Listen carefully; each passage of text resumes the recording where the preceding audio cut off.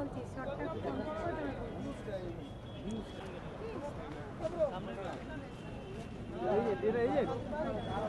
মানে এদের সত্যি খুব একটা বাজে স্বভাব আছে ওরা দেখে না যে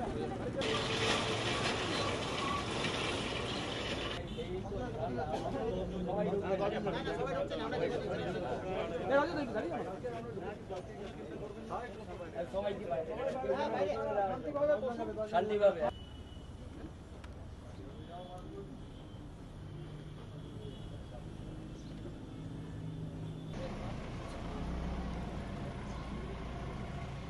স্বর্ণকমল নাকি এটা?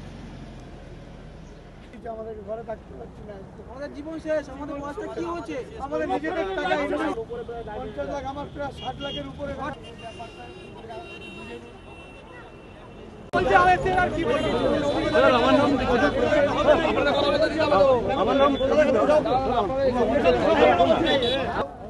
কোনো মিডিয়া এখন ঢুকবে না। ইনি কে?